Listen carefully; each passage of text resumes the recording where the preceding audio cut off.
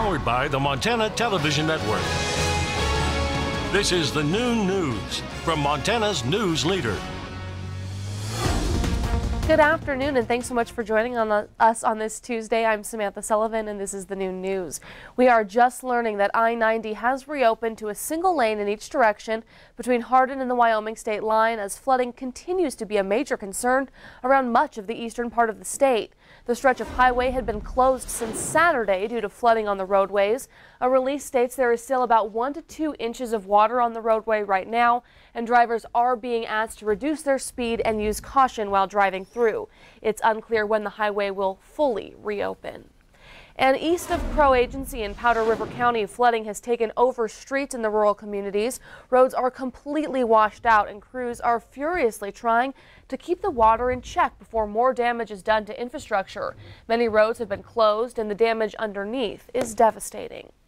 And over in Richland County, high waters continue to plague the area. Chunks of ice coat rivers and at times stop and force water out onto the land. Richland County DES says the water can rise quickly and it has saturated fields, putting livestock and structures at risk. It's been an ongoing battle for crews there as the ice clogs up canals and forces residents to stay on their toes. And in Billings, a major ice jam broke free on the Yellowstone River near Colson Park last night, sending huge chunks of ice flowing through the Billings area. And in Cascade County, the Cascade County Sheriff's Office in Great Falls has also issued a flood warning due to several roads being washed out. Highway 87 from Great Falls to Fort Benton is shut down. Drivers were being told they must find an alternate route. And in Dodson, an animal rescue organization has been forced to temporarily suspend their operations due to the rising waters. Flood waters were up to the doors of the Rescue Dogs organization just days ago. The rescue had to move fast to get animals moved into safety. Now the shelter is working to find equipment to haul fill dirt to its location. And now Brett is joining us. He's in for Ed today with a first look at weather. And Brett, you've got some flood safety tips for us. That is right, Sammy. It's you showed the video and you can see how devastating some of that can be. Let's go ahead and take a look at some of the safety tips that we do have for you that you want to turn around and don't drown. Move to higher ground. Don't attempt to drive through flooded roadways. 1 foot of water will float vehicles. 2 feet of rushing water can wipe away vehicles, including SUVs, and do not drive around a barricade. Keep these in mind. We do have the flood warnings and flood advisories in effect around the state. We'll show you that with your complete forecast coming up in just a few minutes. Information. Thank you, Brett. Well, from the 66th session in Helena, Hannah's Act, a bill aimed at improving the response to missing and murdered Indigenous women, failed in Helena on Monday. The bill, named after Hannah Harris, a lame deer woman murdered in the Northern Cheyenne Reservation back in 2013, would have provided a new missing persons specialist at the Montana Department of Justice. The bill was tabled after a tie vote in the Senate Judiciary Committee. It had already passed the Montana House by a vote of 99-0. And meanwhile, a bill to finance a new $48 million Montana Historical Museum in Helena and other museum grants statewide barely made it out of a Senate committee Monday with a 10-9 vote. The bill increases the state accommodations tax starting next year from 3% to 4% and dedicates 80% of that money toward building the proposed Heritage Center. And Republicans in the Montana House endorsed a bill that would increase state income tax revenue by getting rid of tax credits, some of which benefit energy and conservation and renewable power. On a mostly party-line vote with Republicans in favor, the House voted 56-44 for the bill. It would get rid of about 20 tax credits and increase state tax revenue by $5 million starting next year. Some of the credits are rarely used, but the ones that are help with installment of energy conservation measures, contributions to Montana colleges, and historic property preservation. Opponents said the energy tax credits help boost growing industries in Montana, like rooftop solar systems, but proponents say they need to end. Always looking for revenue. Everybody wants some more for House Bill 2 for the next pet project. Why should I, as a taxpayer, have to subsidize someone else's taxes or their energy saving? If it's an energy saving, it's making you money on its own. We shouldn't have to pay for it too. Helena, Monday lawmakers and outdoor groups unveiled a bill Monday to give more access to public and private lands in Montana. The bill would enable a public access land agreement with private landowners. The landowners would be paid up to $15,000 a year to grant access through their property to public lands. Supporters say Montana has millions of acres of public lands landlocked by private land.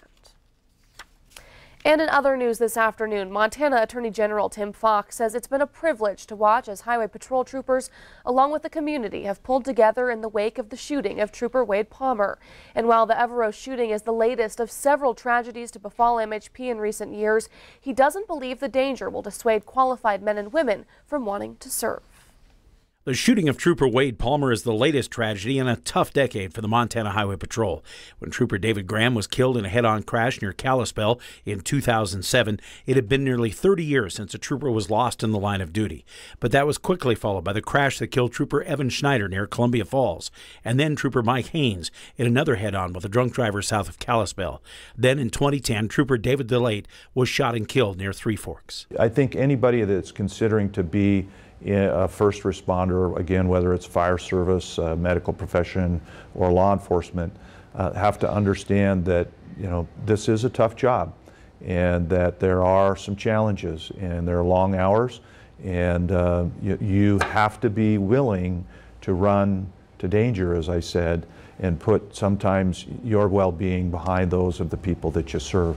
A total of 8 MHP troopers have been killed in the history of the patrol, all from accidents or shootings. Coupled with the deaths of several deputies, it would seem to be a job that's becoming increasingly dangerous. But Fox says it's always been dangerous, and the tragedies don't seem to have cut the number of people willing to serve. And if you do the math, it comes out pretty close to 1 a year, right, on average. And there actually were more law enforcement officers killed in the line of duty at the turn of the last century, really, than there are in this day and age. But yet that doesn't minimize the fact that these jobs have challenges and there are risks, and we need to know and understand what those things are.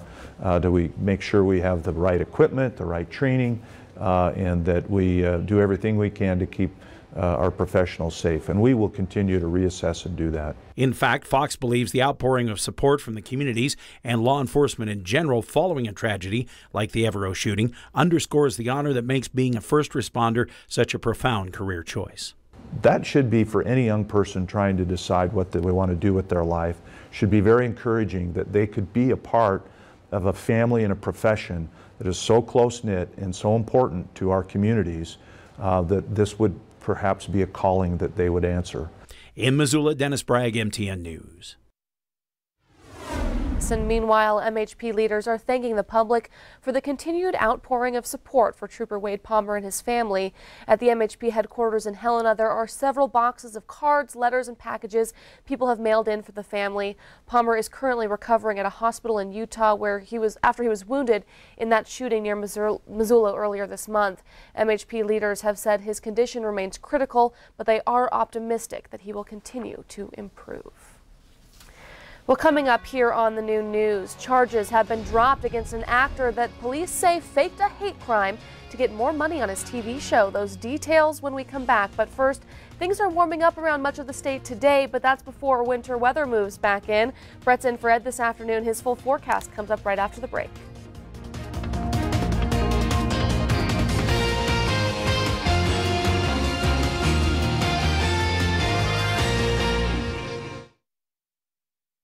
Watching MTN News with Samantha Sullivan, Storm Tracker Weather with Ed McIntosh, and Farm and Ranch News from the Montana Ag Network. This is the Noon News on Q2, Montana's news leader.